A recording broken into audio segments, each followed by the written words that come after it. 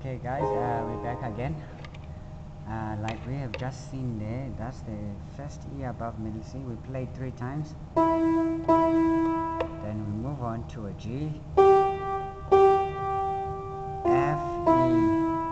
Angels we have heard on high. See, this is where I got these notes. So let's do it again.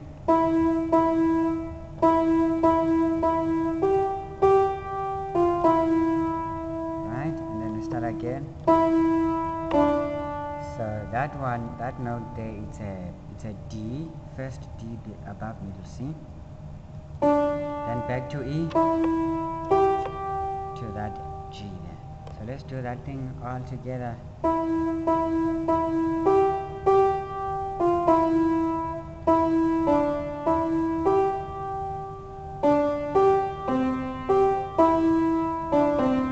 That's the missing part which we have not played. Let's do it again.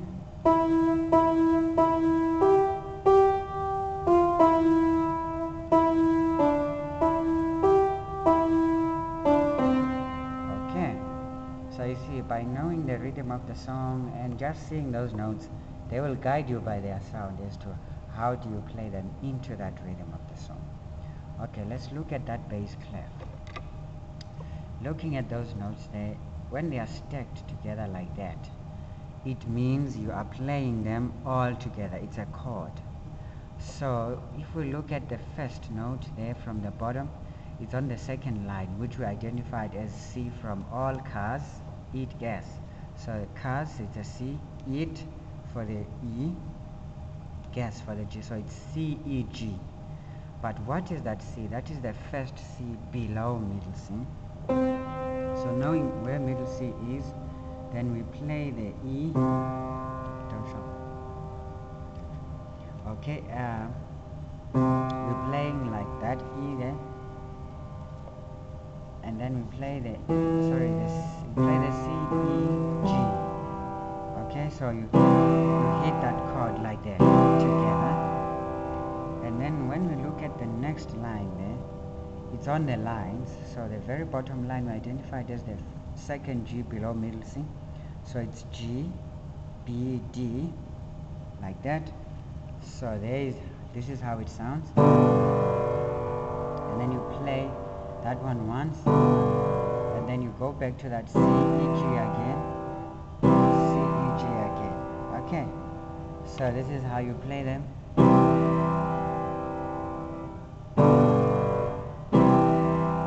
Okay, so let's have a look at the keyboard. How do you play those notes on the bass?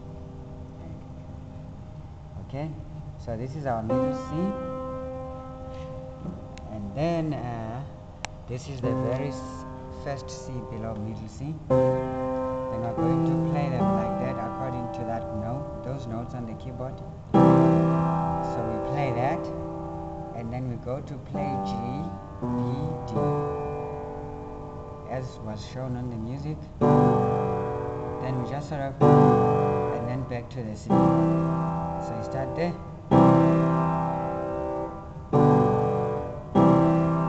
Right. So let's try to play that thing in rhythm now. Goes.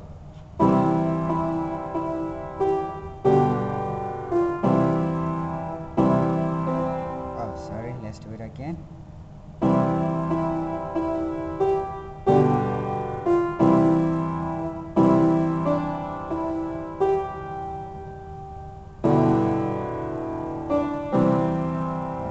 Let's do it one more time.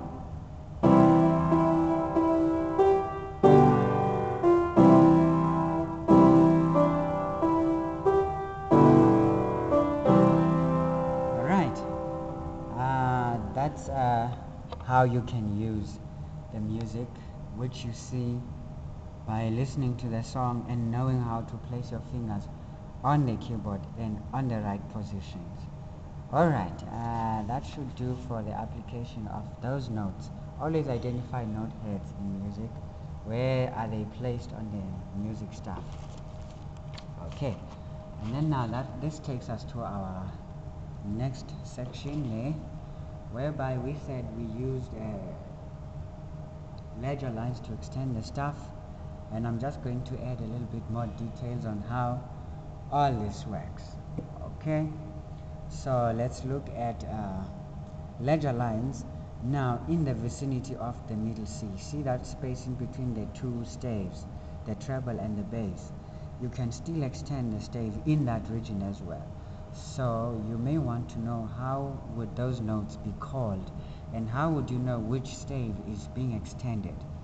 Okay, now when you look at those ledger lines, they should be closer to the staff they are extending.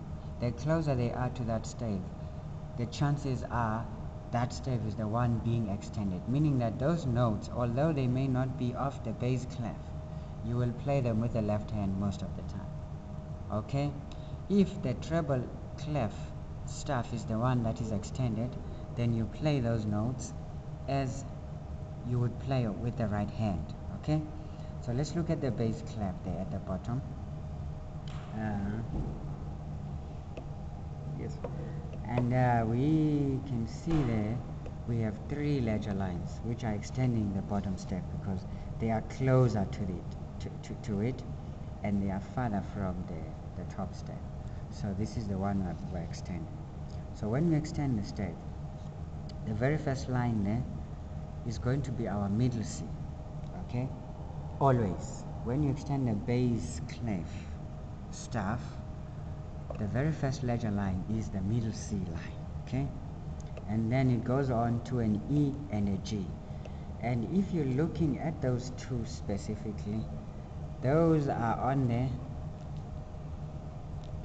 Those two are already notes on the treble clef. It's that very first E above middle C and the very first G above middle C, but now they are reflected for the bottom stave. Okay, so basically if you extend the bottom stave in the vicinity of the middle C by more than 2 staves, I mean 2 ledger lines, then it means you're already on the treble clef. Okay, I hope you got that part down. Let's move on to the next one. You see, those 3 lines are closer to that top staff for the treble, so we are extending that one as opposed to extending the bass one. All right, the very first line, ledger line, extending this one in that vicinity of middle C is the middle C. So as you can tell from here, it was down there, now it's on top. Middle C now is there on top. Then the next one is an A, and the next one is an F going down. So as you can tell, the A and the F are the notes on the bass clef, because that's the A we spoke about there on the bass clef, and that F there is that very first F below middle C. So this is how these things work. Okay, I hope you got those things right. And as you can see on top there, we are extending the treble.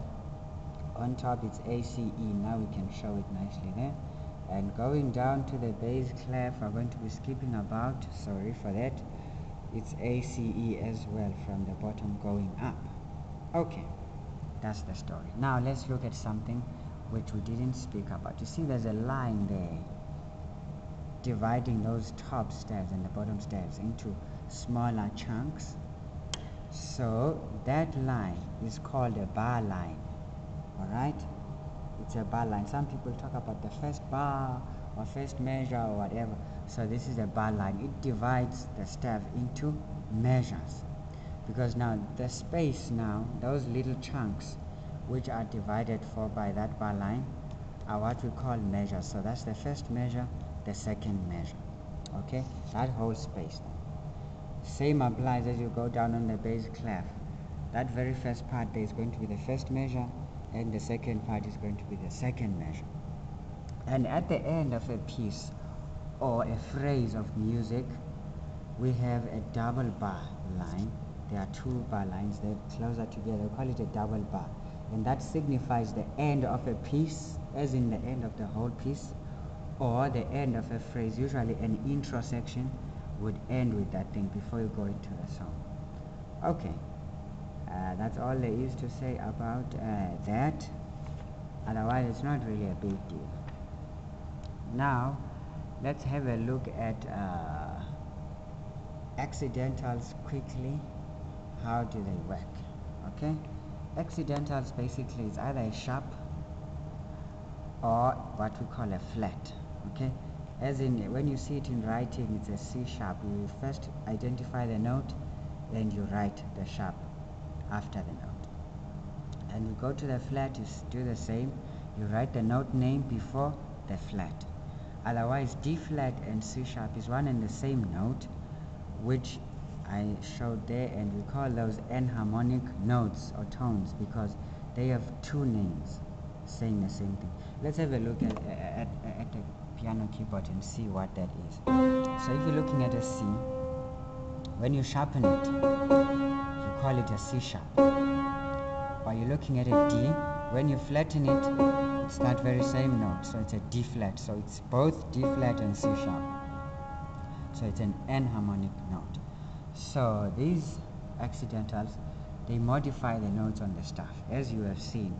Instead of playing a C, you played as a black note on top, it's a C sharp. Or if you're playing a D, you play it down as a black note, which is D flat. Okay, that's the example I had for you to show.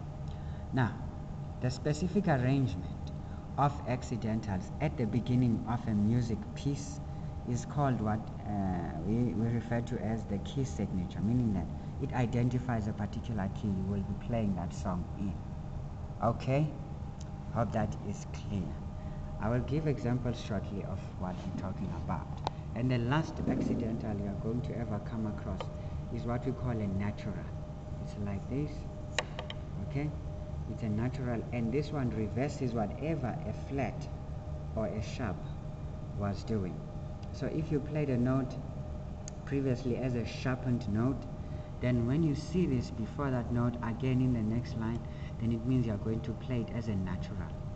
Okay, so let's have a look on the keyboard quickly and see what is happening here. Let's pick an F, for example, and said we played there. Alright, we play that F and then maybe we'll continue to play something else. But when we come back to that F, we don't play it as an F sharp anymore. If that natural note, natural accidental or sign comes before that note, then we play it in its natural position. Okay, that's all there is. A much better example is Fair Elise. When you play E, D sharp, E, D sharp, and then you play A, then the D now is played as a natural. So you go. Alright, this is what you do. Let's do it again. Can you see the D was played as a D sharp and now was played later as an D natural. Alright, I hope that was more helpful.